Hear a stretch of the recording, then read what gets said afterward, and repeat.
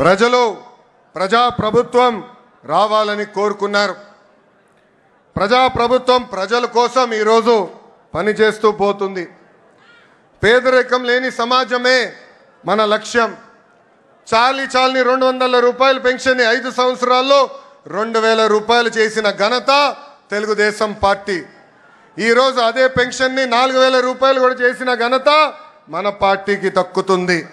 దీపం పథకం కింద 1 కోటి కుటుంబాలకి మనం ఉచితంగా గ్యాస్ సిలిండర్ ఇచ్చాం.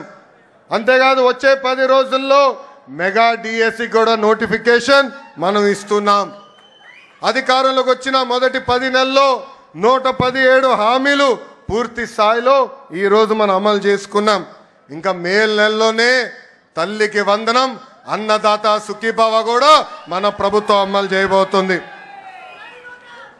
తెలుగుదేశం పార్టీలో కార్యకర్తలే మా అధినేతలు. ఈ మాట నేను ఊరికే అంటం లేదు. దేశంలో ఏ పార్టీకి తక్కని కార్యకర్తలు ఒక తెలుగుదేశం పార్టీకే సొంతం. మీరు మంచి చేస్తే మెచ్చుకుంటారు, తప్పు చేస్తే నా తోలు కూడా తీస్తారు. 1 కోటి సభ్యత్వాలు అనేది అది కూడా ఒక ప్రాంతీయ పార్టీకి అసాధ్యమైన రికార్డ్. ఆ 1 కోటి సభ్యత్వాలు సాధించింది మన పార్టీ తెలుగుదేశం పార్టీ. అది కూడా కేవలం 83 రోజుల్లో. ఆంధ్ర రాష్ట్రం, తెలంగాణ రాష్ట్రం, అదేవిధంగా అండమాన్ నికోబార్లో మన సభ్యత్వాలు చేసుకుంటాం జరిగింది. కార్యకర్తల కోసం ప్రమాద బీమా ఈరోజు చంద్రబాబు నాయుడు గారి ఆదేశాల మేరకు 2 లక్షల రూపాయల నుంచి 5 లక్షల రూపాయలకి పెంచాం. కార్యకర్తల కోసం సంక్షేమ విభాగం ఏర్పడిన దగ్గర నుంచి గడిచిన 10 సంవత్సరాలు సుమారుగా 140 కోట్ల రూపాయలు సంక్షేమం కోసం, మన కార్యకర్తల కోసం మనం ఖర్చు పెట్టాం. నేను పాదయాత్రలో చూసా, ఆ కుటుంబాలని నేను కలిసా. 2004లో ఫ్యాక్షన్ దాడిలో ఆనాడు కాంగ్రెస్ పాలకులు మన కార్యకర్తల్ని చంపేస్తే వాళ్ళ పిల్లల్ని సొంత పిల్లలుగా దత్తకు తీసుకుని చదివించిన గొప్ప నాయకుడు మన నాయకుడు చంద్రబాబు నాయుడు గారు. ఆనాడు మీ అందరు తెలుసు, గండిపేటలో ఏకంగా స్కూల్ స్థాపించాం, ఉచితంగా పిల్లల్ని చదివించాం.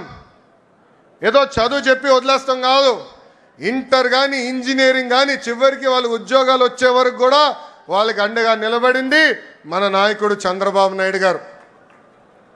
భారతదేశ చరిత్రలో ఏ పార్టీలో అది జరగలేదు.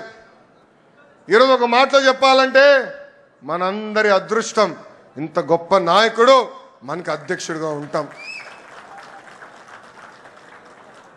నేను అనేక సందర్భాల్లో చెప్పా, చిన్నప్పుడు నేను అనుకునేవాడిని నాతో ఉండేదానికి ఆయనకి సమయం లేదు, కానీ గండిపేట స్కూల్కి వెళ్ళేదానికి ఆయనకి సమయం ఉందని. అప్పుడు ఆయన ఒక మాట అడిగా, ఎందుకు మీరు అంత సమయం గండిపేట స్కూల్కి ఇస్తున్నారని. అప్పుడు ఆయన ఒకటే అన్నారు, అరే ఫ్యాక్షన్ దాడిలో ఎవరన్నా చంపేస్తే తిరిగి కుటుంబం మొత్తం మళ్ళీ ఫ్యాక్షన్ చేయాలంటారు, ఆ ఫ్యాక్షనిజంకి హ్యూమనిజం ఇవ్వాలనేది నా లక్ష్యం, దానికి ఫుల్ స్టాప్ పెట్టే బాధ్యత నేను తీసుకుంటానని చెప్పారు. పాదయాత్రలో కుటుంబాలని కలిసా. ఆ పిల్లలు ఈరోజు పెద్దవాళ్ళయ్యారు. ఒక డెలాయిట్, ఒక టీసీఎస్ లాంటి సంస్థల్లో ఈరోజు పనిచేస్తాం జరుగుతుంది. నేను బయట ఎంత పోరాడుతున్నానో పార్టీలో కూడా నేను అంతే పోరాడుతున్నా. నా లక్ష్యం ఒకటే, పార్టీ కోసం అహర్నిశలు కష్టపడిన కార్యకర్తల నాయకులకి గుర్తింపు ఉండాలి. గ్రామ స్థాయి నాయకులు రాష్ట్ర స్థాయికి ఎదగాలి, పాలిట్ బ్యూరో రూమ్లో అడుగు పెట్టాలనేదే నా లక్ష్యం. పార్టీ ముందు ఒక ప్రతిపాదన ఉంచాను. 3 టర్మ్లు ఒక పదవి చేసిన తర్వాత పై పదవి కన్నా వెళ్ళాలి, లేదంటే 1 టర్మ్ బ్రేక్ తీసుకోవాలి. జాతీయ ప్రధాన కార్యదర్శిగా నేను ఈరోజు 4వ టర్మ్లో ఉన్నాను.